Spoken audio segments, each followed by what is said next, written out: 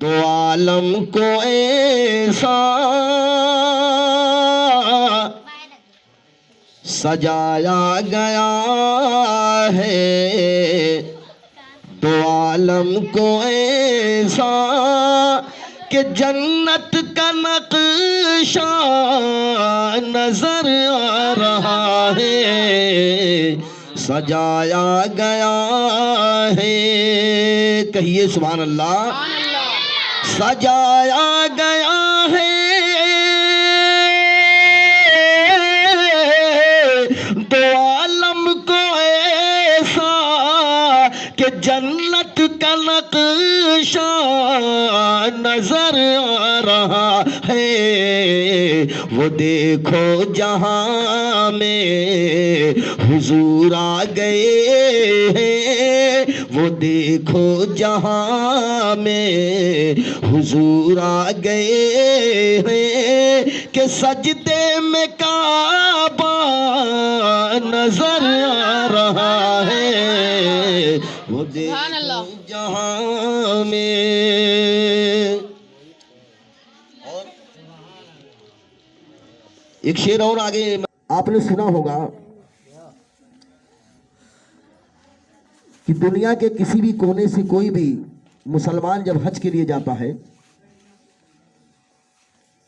तो दौरान हज एक अरकान है जिसको हम चूमते हैं, उसका नाम संगे अस्वद है। एक पत्थर है काबा शरीफ में, उस पत्थर को हम चूमते हैं। क्यों चूमते हैं? इसलिए कि जब उस पत्थर को हजरत उमर रज़ी अल्लाह ताला अन्हु ने चूमना चाहा। ये बच्चे खामोश रहो, इस वक्त सिर्फ मुझको बोलने की ठाल्टी है। आप लोग में से कोई नहीं बोलेगा, अगर बोलेगा तो सुभान अल्लाह बोलेगा। क्या बोलेगा? सुभान अल्लाह। दाएं बाएं से भी जो आवाजें थोड़ी थोड़ी आ रही है पर्दे के पीछे से, इनसे भी गुजारिश है, नहीं तो अगर आप लोग शेर को सुनेंगे नहीं तो आना जाना बंद हो जाएगा। तो मैं चाहता हूं कि आना जाना जो सिलसिला आपका है मिलाद मुस्तफ़ा की बरकत हासिल करने का जो मामला है वो ख़त्म न होने पाए। आप शेर सुनिए, मौलाना साहब शेर सुनिएगा कि हजरत उमर रज़ी अल्लाह ताला अन्हु ने जब उस पत्थर को चूमना चाहा जो काबा के अंदर मौजूद है, जिस पत्थर को संगे अस्वद कहते हैं, और उस पत्थर का नाम हजर अस्वद भी है।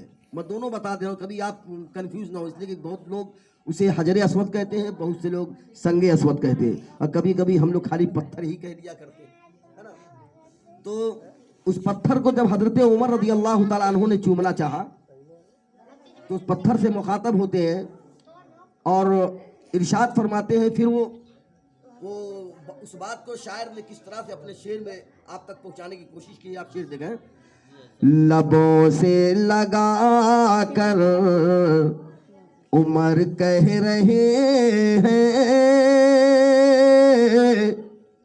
लबों से लगा कर उमर कह रहे हैं, तू पत्थर है तेरी ये औकात क्या है, लबों से लगा कर, लबों से लगा कर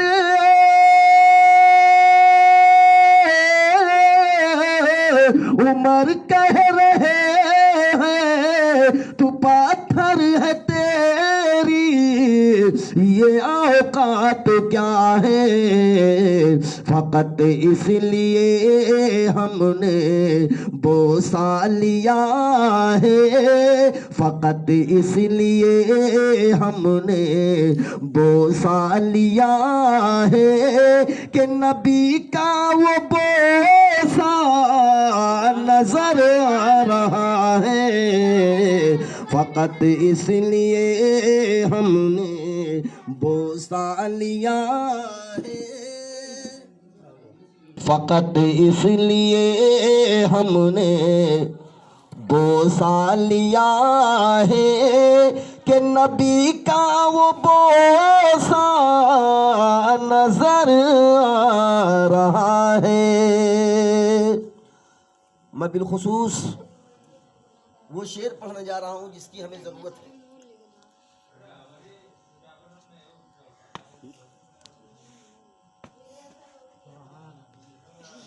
जब एक आशिक मुस्तफ़ा दुनिया से रुखसत होगा, कब्र में जब वो आएगा तो आपने सुना होगा कि कब्र के अंदर फरिश्ते आते हैं और वो फरिश्ते 2-3 सवाल करते हैं। वो 3 सवाल करते हैं। तीसरा सवाल मेरे आका जनाब मोहम्मद रसूलुल्लाह सल्लल्लाहु ताला अलैहि वसल्लम के ताल्लुक से होता है। तो आशिक़ मुस्तफ़ा जिसके सीने के अंदर रसूलुल्लाह सल्लल्लाहु ताला अलैहि वसल्लम की मोहब्बत होती है, और वाकई जो रसूलुल्लाह का आशिक होता है उसका जो जवाब होगा वो शेर में देखिए आप लोग डिस्टर्ब ना कीजिए, इसलिए पहले ही सब ताकत है नहीं। ये साउंड आपका अच्छा बोल नहीं पा रहा है, हम अपनी ताकत से समझ लीजिए बोल रहे हैं जो कुछ भी बोल रहे हैं। और आप लोग उम्र देख रहे हैं, बहुत ज़्यादा उम्र हमारी हो गई है। अब वो वाली उम्र नहीं है कि एकदम खूब सीना तान के पढ़ लूँ, है ना। तो कम से कम आप लोग की ताकत हमारी कम न करें। बैठे बेटा, आना जाना मतलब जो अंदर से जो भाई साहब बात कर रहे हैं उनसे गुजारिश है कि आप महफिल पाक में तशरीफ लाएं या तो फिर वहीं आराम करें, इत्मीनान से बैठें। मैं शेर पढ़ रहा हूँ, देखेंगे आशिक़ मुस्तफ़ा कब्र में क्या जवाब देता है फरिश्तों का, आप देखेंगे। ऐ मुनकर नकीरो अभी कुछ न पूछो, ऐ मुनकर नकीरो अभी कुछ न पूछो, मैं फुर्सत में तुमको बता दूंगा सब कुछ। ऐ मुनकर नकीरो, ऐ मुनकर नकीरो अभी कुछ न पूछो, मैं फुर्सत में तुमको बता दूंगा सब कुछ। अभी मैं ख़याले नबी में हूँ डूबा, अभी मैं ख़याले नबी में हूँ डूबा, अरे मुझे उनका जलवा नजर आ रहा है, अभी मैं ख़याले नबी में हूँ डूबा। जो लोग अपने माँ बाप से मोहब्बत करते हैं उनके लिए ये शेर मैं पढ़ रहा हूँ, और जो लोग अपने माँ बाप से मोहब्बत नहीं करते हैं उनके लिए भी ये शेर मैं पढ़ रहा हूँ। दोनों तरफ इशारा करता है ये शेर, है ना। जो शेर मैं पढ़ने जा रहा हूँ ये शेर माँ बाप की तरफ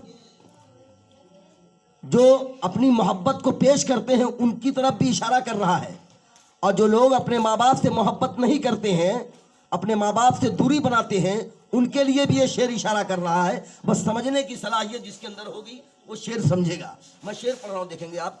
एक लड़का होता है, मौलाना साहब, एक लड़का होता है, उसने एक लड़की से कहा, क्या कहा कि मैं तुमसे निकाह करना चाहता हूँ। उस लड़के ने उस लड़की से कहा कि मैं तुमसे निकाह करना चाहता हूँ। तो लड़की ने कहा ठीक है, मैं तुमसे निकाह करने के लिए तैयार हूँ, मगर मेरी एक शर्त है, मेरी एक शर्त है। कहा कौन सी शर्त है? कहा शर्त यह है कि तुम्हारी माँ है जो ज़ईफ़ा है, जो उम्रदराज है, बूढ़ी है। मैं तुमसे ये शर्त लेना चाहती हूँ कि अगर तुम मुझसे निकाह करना चाहते हो तो अपने माँ के कलेजे को निकाल कर लाओ, मैं तुमसे निकाह कर लूँगी। क्या कहा कि मैं तुमसे निकाह कर लूँगी। तो उसने दीवानगी की हालत में अपने होशो हवास को बिल्कुल गायब करके माँ के पास पहुँचता है। माँ के पास जाने के बाद उसने एक अमल किया। उसने अमल क्या किया कि माँ के सीने को चाक किया, माँ के सीने को चाक किया और कलेजे को निकाला, और निकाल करके लेकर उस औरत की तरफ चला जो औरत ने शर्त रखी थी। आगे जब बढ़ता है तो ठोकर लगती है, गिर जाता है। जब वो गिरता है तो उसके हाथ में जो कलेजा होता है माँ का, वो कलेजा गिरने की वजह से झटका लग करके वो गिर जाता है। और गिर जाने के बाद वो आदमी भी गिर जाता है, आदमी भी गिरता है, कलेजा जो लेकर चलता है वो भी गिरता है, फिर वो आदमी उठता है। तो शायर ने इस बात को अपने शेर में किस तरह से आपके सामने पेश किया है, मैं उसी शेर को पढ़ने जा रहा हूँ। आप देखिए माँ की मोहब्बत, आप देखिए माँ की मोहब्बत। मेरे लाल कहे कर सदा माँ ने दी है, मेरे लाल कहे कर सदा माँ ने दी है, कहीं चोट तुझको लगी तो नहीं है। मेरे लाल कहे कर, मेरे लाल कहे कर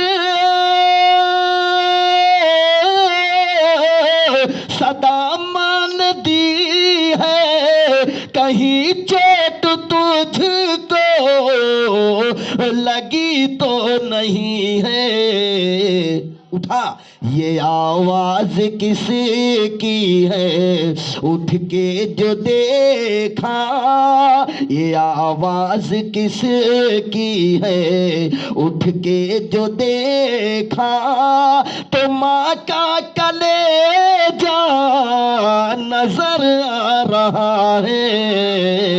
ये आवाज किसकी है, उठ के जो देखा, तो माँ का कलेजा नजर आ रहा है। दरूद पाक पढ़िए अल्लाहुम्मा सल्ली अला। अभी थोड़ी सी तकलीफ और उठानी है हमको। अभी तकलीफ ये उठानी है कि अंदर से एक मनकबत का शेर है, पढ़ने का हुक्म हुआ है, इसलिए मैं पढ़ दे रहा हूँ। क्योंकि बड़ों की फरमा बरदारी में आफियत है। अपने से बड़ा अगर कोई कहे तो उसका हुक्म मानना हमारे लिए आफियत है, और अगर माँ बाप कह दे तो बोलिए, माँ बाप की फरमा बरदारी इबादत है। दूसरे की अगर हम फरमा बरदारी करेंगे तो उसमें आफियत है, लेकिन माँ और बाप अगर हुक्म कर दें, उसकी फरमा बरदारी करना इबादत है। क्या है? इबादत है। जो हुक्म दिया है वो कोई और नहीं बल्कि वो हमारी माँ है। ठीक है, हमारी माँ से मुराद कि हमारी बीवी की माँ है, तो हमारी भी माँ हुई। तो इसलिए मैं उनकी बात को मद्देनजर रखते हुए वो शेर पढ़ना चाहूँगा, लेकिन उससे पहले आप हज़रात दुरूद पाक पढ़ें। अल्लाहुम्मा सल्ली अला सय्यिदना मौलाना मोहम्मद व अला आलि सय्यिदना मौलाना मोहम्मद व बारिक वसल्लिम सल्लु अलैहि सलातु व सलामुन अलैका या रसूलल्लाह सल्लल्लाहु तआला अलैहि वसल्लम। माइक साथ नहीं दे रहा साहब, साफ कर देवे। चुप रहो। जिंदगियों तो सब जिंदगियों तो सब जिंदगियों तो सब जी रहे हैं, मगर जिंदगियों तो सब जी रहे हैं, मगर इस तरह का हो जीना तो क्या बात है। जिंदगियों तो सब, किसको किसको अच्छा लगा भाई? सबको अच्छा लगा, सबको अच्छा अगर लगा। अच्छा लगा तो सुभान अल्लाह। सुभान अल्लाह। अच्छा लगने का मतलब कि कोई चीज अच्छी लग जाए तो उसे सुभान अल्लाह कहनी चाहिए, और अगर न कहा आदमी तो इसका मतलब अच्छा नहीं लगा, नहीं लगा। अगर कोई चीज अच्छी लग जाए तो सुभान अल्लाह कहो, ताकि हमको यकीन हो जाए कि हम वाकई कामयाब हो रहे हैं। क्योंकि आप देख रहे हैं हालात, ये सरमाइका क्या बोलते हैं इसको यार, डीजे साउंड, इसकी आवाज़ साथ नहीं दे रही है, तो कम से कम हम अपनी ही आवाज़ में पढ़ रहे हैं, तो उसको आप समाप्त कीजिए। अब शेर में पढ़ रहा हूँ, फिर से देखा जरा। जिंदगियों तो सब जी रहे हैं, मगर इस तरह का हो जीना तो क्या बात है, जिंदगी यूं तो सब, जिंदगी यूं तो सब जी रहे हैं मगर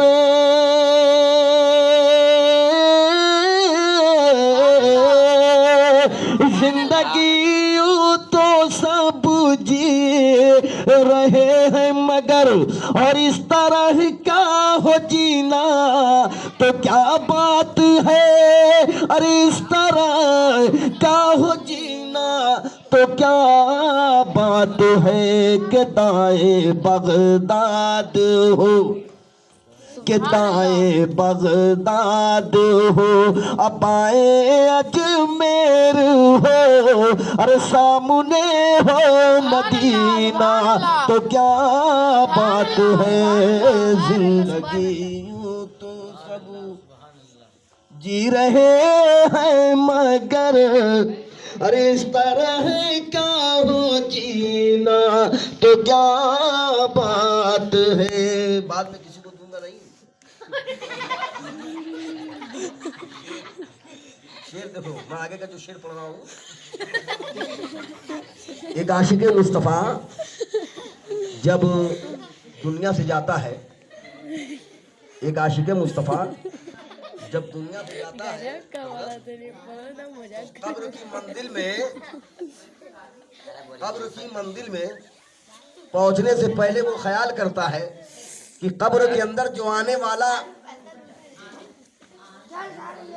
कब्र में आने वाला जब आएगा तो कोई ऐसा वैसा आने वाला नहीं होगा कि जिसके आने से हमें रोशनी का इंतजाम करना पड़ेगा या हमें चिराग का इंतजाम करना पड़ेगा।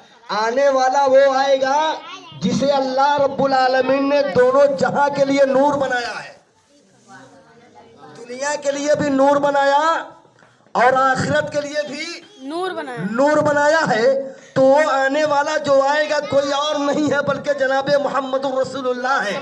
तो हमें दुनिया के इत्र की जरूरत नहीं है, दुनिया की खुशबू की जरूरत हमें नहीं है। तो शायर अपने शेर में किस अंदाज में इस मुखलिसाना वालिहाना अंदाज पेश किया है, आप देखेंगे। हमें तवज्जो चाहूंगा कि मुझको अंबरे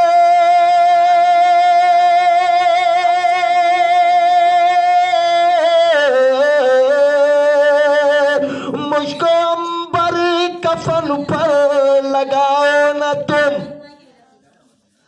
दाग इत्र बदन पर लगाओ न तुम, अरे दाग इत्र बदन पर लगाओ न तुम, तुमको मलना होगर, अरे तुमको मलना होगर, तुमको मलना होगर, रुख पे मल दो मेरे, अरे मुस्तफा का पसीना तो क्या बात है, तुमको मलना होगर, रुख पे मल दो मेरे, अरे मुस्तफा का पसीना तो क्या बात है, जिंदगी यूं तो सब जी रहे हैं मगर, इस तरह का हो जीना तो क्या बात है।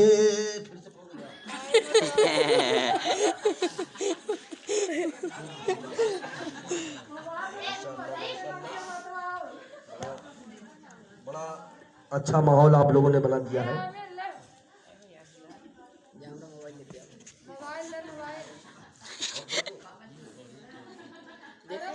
अरे बाबू ओए ओए की मत जावा, नहीं लाइट है यार, दोहराओ। ठीक है, दोहरा भी देंगे, तेरा भी देंगे। पाक पढ़े अल्लाह रब्बु मुहम्मदिन सल्लल्लाहु अलैहि वसल्लम नहनु इबादी मुहम्मदिन सल्लल्लाहु अलैहि वसल्लम सलातु व सलामुन अलैका या रसूलल्लाह सल्लल्लाहु तआला अलैहि वसल्लम। हज़रात दोबारा फरमाइश हुई है किसी चीज को समझ, इंशाअल्लाह ताला आप घबराएंगे नहीं, आप परेशान न होंगे। आपको अभी रसूल आजम नूर मुजस्सम सल्लल्लाहु ताला अलैहि वसल्लम की अजमतें, उनकी रिफातें, उनके फजाइल, उनके मकामात, उनको अल्लाह रब्बुल इज्जत ने क्या मकाम अता फरमाया, हुजूर अलैहिस्सलाम की आमद से हमें क्या हासिल हुआ, कल मैदान क़यामत में हमें क्या मिलेगा, मंजिल कब्र में अल्लाह क्या हमें अता करेगा, हमें दुनिया में किस तरह अपनी जिंदगी गुजारनी चाहिए।